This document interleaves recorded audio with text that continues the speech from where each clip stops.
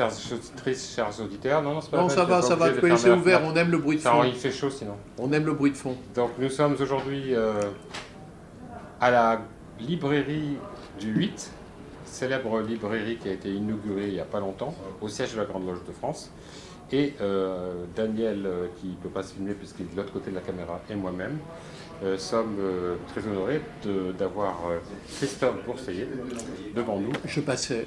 Qui passait par là, comme ça lui arrive parfois. Je suis venu faire des achats et voilà. Oui. Et donc, qui va nous présenter plusieurs choses, puisque... Bah oui, alors je sais par exemple celui-ci, les cahiers de Jean Scott Erichsen. Oui, alors les cahiers Jean Scott Erichsen, c'est une publication de recherche maçonnique dont je suis le rédacteur en chef. C'est une revue, vous voyez là c'est un numéro sur une franc-maçonnerie ou des francs-maçonneries, donc c'est une revue théorique, d'approfondissement, bien sûr, avec beaucoup de personnalités qui sont interrogées. Alors dans les cahiers Jean Scott, on a eu Frédéric Lenoir, on a eu Didier Convar, on a eu enfin des gens très importants ou très intéressants qui sont venus parler, et ça continue bien sûr. Et puis c'est une revue, alors qui est normalement une revue, c'est une revue de recherche maçonnique. Donc il y a à la fois des articles historiques, philosophiques, scientifiques, voilà. Et c'est une revue qui paraît une fois par an. D'accord. Voilà, ça c'est que j'aime beaucoup, et voilà, qui est l'une des vitrines de la Grande Loge de France. Ok, donc là j'ai un numéro qui s'appelle Entretien avec Didier Convar. C'est ça. Voilà. Alors il y a d'autres, il y a Didier Convar, il y a Bernard Werber également, qui a Frédéric Lenoir, Michael Langlois qui ont répondu à nos questions. Tu vois, il y a d'autres numéros juste derrière pour te donner une idée. Alors qu'est-ce qu'on trouve à l'intérieur ? Alors on trouve à l'intérieur déjà un grand entretien avec quelqu'un de connu, comme Bernard Werber, qui a accepté de nous parler. Et puis après on trouve des thématiques très diverses. Là c'est un numéro spécial, une franc-maçonnerie ou des francs-maçonneries, dans laquelle j'ai voulu donner la parole à tous les rites. Donc il y a des représentants du rite français, du rite écossais rectifié, des représentants de la Grande Loge, du Grand Orient, de Memphis-Misraïm, de la GLTSO, enfin voilà, il y a un peu toutes les obédiences qui donnent leur point de vue sur la maçonnerie, leur regard, parce que finalement la maçonnerie elle est universelle, mais en même temps elle est très éparpillée en sensibilités, avec des sensibilités diverses, et chacune a une âme particulière. Et alors, après avoir fait tous ces entretiens avec toutes ces francs-maçonneries, quelles sont tes conclusions ? Ma conclusion, c'est que la franc-maçonnerie est universelle et que le pôle spiritualiste gagnerait un jour à se réunifier, parce que si nous nous réunifions un jour, on s'apercevrait que nous sommes plus nombreux que nos frères du Grand Orient, et donc c'est dommage que nous soyons aussi divisés, nous autres les spirituels. Le pôle spiritualiste, c'est la Grande Loge de France et quelques autres obédiences ? C'est principalement la Grande Loge de France, mais aussi la GLNF, la GLTSO, la LNF, voilà, c'est la GLFF, c'est aussi beaucoup d'autres obédiences.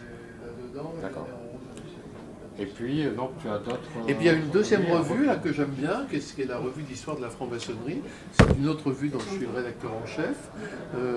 Là, c'est une revue qui s'intéresse à... Bonjour. C'est une revue qui s'intéresse à l'histoire de la franc-maçonnerie. Alors, l'idée étant, c'est une revue qui est publiée par la commission Histoire de la Grande Loge de France, que je préside. Et donc, l'idée, c'est pour ce premier numéro de révéler des pans méconnus de l'histoire de la Grande Loge de France en particulier, de la franc-maçonnerie en général, au XXe siècle. Donc c'est une histoire récente. Et donc il va y avoir des choses, par exemple la révélation du rôle très important qu'a joué la franc-maçonnerie pendant la Seconde Guerre mondiale, puisque nous avons de nombreux compagnons de la libération. On va parler également de choses plus précises et plus spécifiques à l'histoire de la Grande Loge de France, comme le retour de la Bible sur l'autel des Serments en 1953, ou encore la crise qu'a traversée la Grande Loge de France en 1964, ou encore les visages que prend l'antimaçonnisme au XXe siècle et l'antimaçonnisme contemporain. Voilà, donc, entre autres, beaucoup de choses. Alors il y a un numéro 2 qui va sortir en 2026, et qui lui sera plus sur, alors là ça aura un peu toutes les époques, puisqu'on évoquera des divers aspects, mais toujours méconnus de l'histoire de la franc-maçonnerie. L'idée c'est qu'il manquait à la Grande Loge de France une revue historique permettant de mieux comprendre l'histoire de notre obédience. Alors, du Grand Orient ou de la Grande Loge de France, quel est le premier? Est-ce que le mystère est... Ça n'a aucun intérêt. Cette question n'a aucun intérêt dans la mesure où, au départ, il y a des loges. Et ces loges, je crois qu'elles sont les loges mères de tout le monde en France. Et donc, cette question de savoir qui est le premier est une question, je trouve, très enfantine et très oiseuse. Car effectivement, il y a eu, avant le Grand Orient, quelque chose qui s'appelait Grande Loge de France. Ça, c'est indéniable. Mais en même temps, est-ce que cette Grande Loge de France était notre ancêtre? Oui et non. Alors oui, dans la mesure où elle s'appelait Grande Loge de France, et non, parce que le rite écossais ancien accepté n'existait pas encore. Et donc, je crois qu'il faut dépasser tout ça pour considérer que c'est au XVIIe siècle que nous apparaissons, tout simplement, et c'est ça le plus important. Très bien. Eh bien, désolé pour la question oiseuse. Hein, mais... Et puis donc, il y a non, elle n'est pas oiseuse du tout. Voilà. Et puis par ailleurs, alors je suis l'auteur d'un livre qui vient de sortir, qui n'est pas un livre maçonnique, encore que. Qui s'appelle Ce monde me rend fou, donc évidemment c'est un peu maçonnique, qui est en fait une compilation de mes chroniques de France Inter. Donc je suis très heureux de ce livre parce qu'il a l'air de très bien se vendre. Pour l'instant tout va très bien, qui est paru aux éditions Rivage. Et donc ce sont mes meilleures chroniques. Enfin, vous savez, je fais cette chronique sur France Inter depuis 2020, on est en 25, donc ça fait 5 ans de chronique, donc j'ai eu le temps d'en engranger quelques-unes, et je me suis aperçu que finalement, ce que je disais dans ces chroniques, beaucoup de gens le partagent et sont d'accord avec moi, donc ça me fait très plaisir. Oui, puis c'est un thème qui peut donner lieu à beaucoup de volumes, je présume. J'espère. Justement, j'ai rendez-vous vendredi avec mon éditrice pour en parler. D'accord. Ça tombe très bien. Merci pour cette question, Gilles.